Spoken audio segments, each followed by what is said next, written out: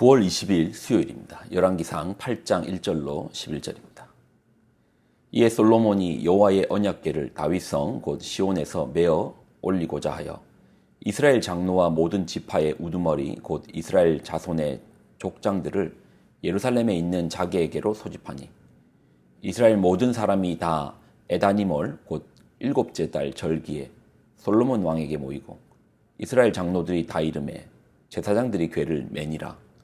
여호와의 궤와 회막과 성막 안에 모든 거룩한 기구들을 메고 올라가되 제사장과 레위 사람이 그것들을 메고 올라가매 솔로몬 왕과 그 앞에 모인 이스라엘 회중이 그와 함께 그 궤 앞에 있어 양과 소로 제사를 지냈으니 그 수가 많이 기록할 수도 없고 셀 수도 없었더라. 그 수가 많아 기록할 수도 없고 셀 수도 없었더라. 제사장들이 여호와의 언약궤를 자기의 처소로 메어 드렸으니 곧 성전의 내소인 지성소 그룹들의 날개 아래라. 그룹들이 그 궤 처소 위에서 날개를 펴서 궤와 그 채를 덮었는데 채가 길므로 채 끝이 내소 앞 성소에서 보이나 밖에서는 보이지 아니하며 그 채는 오늘까지 그곳에 있으며 그 궤 안에는 두 돌판 외에 아무것도 없으니 이것은 이스라엘 자손이 애굽 땅에서 나온 후 여호와께서 저희와 언약을 맺으실 때에 모세가 호렙에서 그 안에 넣은 것이더라. 제사장이 성소에서 나올 때에 구름이 여호와의 성전에 가득하매 제사장이 그 구름으로 말미암아 능히 서서 섬기지 못하였으니 이는 여호와의 영광이 여호와의 성전에 가득함이었더라. 아멘. 기도하겠습니다. 하나님, 주시는 말씀을 붙듭니다. 주님의 그 임재, 말씀 속에 있는 임재, 함께 하심을 경험하게 하여 주옵소서. 영광을 드립니다. 예수님의 이름으로 기도드립나이다. 아멘. 하나님의 성전이 완성되었습니다. 18만 3천 명의 인원과 수많은 금, 은, 노새 경우는 셀 수가 없었다고 합니다. 너무 많으니까요. 거기에 돌이며 또 목재 이런 것들이 다 최고급입니다. 그리고 최고의 기술자들이 동원되었습니다. 그렇게 해서 정작 7년의 대공사를 통하여 솔로몬 시대의 성전이 완성됩니다. 성전이 성전되는 이유가 무엇일까요? 여러분 한번 생각해 보십시오. 지금 솔로몬이 엄청난 자재와 엄청난 노력과 시간과 인력과 또 금과 은과 세상에 값진 것으로 성전을 만들었습니다. 자, 그러면 우리가 그렇게 아름답게 정성스럽게 값지게 만들면 그것이 성전입니까? 그렇게 노력하고 애쓰고 힘쓰면 성전이 됩니까? 아닙니다. 성전이 성전인 이유는 거룩한 전이잖아요. 거룩하신 그분이 계실 때만 성전이죠. 성전은 거룩한 하나님의 집입니다. 성전이 성전되는 이유는 그 속에 하나님께서 거하시기에 성전인 것이죠.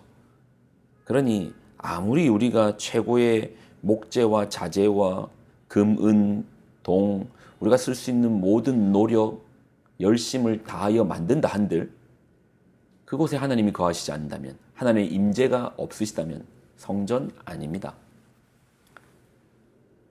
성전에 성전된 이유는 하나님이 거하시기 때문입니다. 자, 그래서 오늘 보면은 성전을 다 짓고 솔로몬이 가장 중요한 것이 남았습니다. 그러니까 성전을 7년 동안 짓는 것 못지않게 가장 중요한 예식이 나왔습니다. 그것이 무엇입니까? 하나님의 임재의 상징인 언약궤를 다윗성에서 성전으로 옮기는 것입니다. 자, 열왕기상 8장 1절로 4절을 보겠습니다. 이에 솔로몬이 여호와의 언약궤를 다윗성 곧 시온에서 메어 올리고자 하여 이스라엘 장로와 모든 지파의 우두머리 곧 이스라엘 자손의 족장들을 예루살렘에 있는 자기에게로 소집하니 이스라엘 모든 사람이 다 에다니몰 곧 일곱째 달 절기에 솔로몬 왕에게 모이고 이스라엘 장로들이 다 이름에 제사장들이 궤를 매니라. 여호와의 궤와 회막과 성막 안의 모든 거룩한 기구들을 메고 올라가되 제사장과 레위 사람이 그것들을 메고 올라가매. 자, 이제 하나님의 언약궤를 성전으로 옮기는데요. 자, 옮기는 때가 언젠가 이스라엘 달력으로 7월입니다. 7월은 어떤 절기인가? 7월은 7월 1일 나팔절, 7월 10일, 그리고 대속제일, 그리고 수장절. 그러니까 7월에는 나팔절, 대속제일, 그리고 수장절이 있는 절기입니다. 이 세 절기는 우리에게 있어서는 이제 천국의 입성과 관련되죠. 나팔은 여러분 아시죠? 나팔 불 때 나의 이름이라고 하잖아요. 우리가 부활의 의미이고, 그리고 대속제일은 악의 도말이고, 수장절은 천국에 임하는 것이니까 이 7월의 절기는 하늘과 맞닿아져 있는 이제 절기입니다. 그리고 이제 보면은 하나님의 언약궤를 괸니다. 그리고 겉은 나무로 되어 있지만 속은 금으로 속은 나무로 되어 있지만 겉은 금으로 칠해진 두꺼운 궤를 옮기는데, 자, 옮기실 때 좀 보십시오. 제사장이 하나님의 언약궤를 메고 갑니다. 당시는 바퀴가 개발되었습니다. 아니, 좋은 자동차 놔두고 힘들게 왜 사람이 손으로 옮겨? 그리고 당시는 이제 소에다가 매어서 편리한 바퀴로 멜 수 있지만 어깨에 맵니다. 언약궤를 맵니다. 메고 갑니다. 그 무거운 것을 메고 가요. 보면 궤가 있고 궤 양옆으로 고리가 하나, 둘, 또 반대편에 둘 해서 긴 채를 끼울 수 있습니다. 그러면 그 채를 들고 옮기는 거예요. 아니, 수레에 실으면 되지 왜 메고 갑니까? 무겁게. 자, 이유는 민수기 4장 15절. 진영을 떠날 때에 아론과 그의 아들들이 성소와 성소의 모든 기구 덮는 일을 마치거든 고앗 자손들이 와서 맬 것이니라. 그러나 성물은 만지지 말라, 그들이 죽으리라. 회막 물건 중에 이것들은 고앗 자손이 맬 것이며. 하나님 뭐라고 말씀하십니까?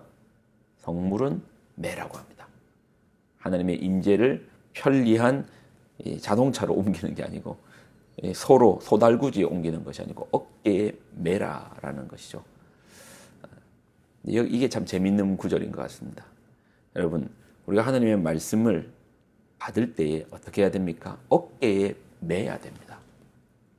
매고 가야 됩니다. 아니, 무겁게 왜 그래요? 여러분, 말씀은 듣는 용도가 아닙니다. 매고 살아가는 용도입니다. 우리 삶에서 매고 하나님께로 살아내는 용도가 이제 말씀인 것이죠.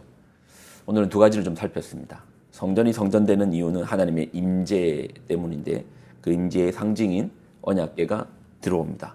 근데 그 언약궤를 옮길 때 어떻게 한다고요? 어깨에 맵니다. 하나님 말씀을 매라는 겁니다. 아니, 언약궤인데 왜 말씀입니까? 이유는 그 언약궤 속에 궤짝이잖아요. 사과궤짝이라고 부르는 이유는 그 궤짝 안에 사과가 들었을 때 사과궤짝이겠죠. 수박궤짝이라고 하는 건 궤짝 안에 수박이 들어서 수박궤짝이라 하겠죠. 그러면 궤짝은 궤로서의 의미가 있는 것이 아니고 그 안에 무엇이 들었는가를 통해서 그 궤의 그 상자의 의미를 부여하는 것이죠. 책 들어있으면 책박스고, 그렇잖아요. 보석 들어있으면 보석함이고, 함은 보석함인데 그 속에 돌멩이 들어있으면 보석함 아니잖아요.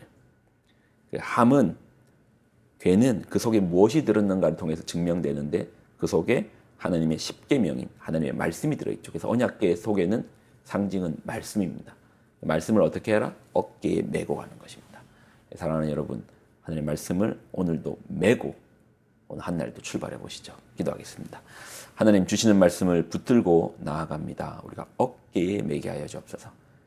우리 삶의 자리에서 술의 편리를 쫓아서 말씀을 지키는 데서 좀 더 편리한 방법이 있을 것인데 그 편리를 쫓아 사는 것이 아니고 말씀을 어깨에 매는 삶에 짊어지고 그 말씀으로 살아내는 우리가 되게 하여 주옵소서. 영광을 드립니다. 예수님의 이름으로 기도드립나이다. 아멘.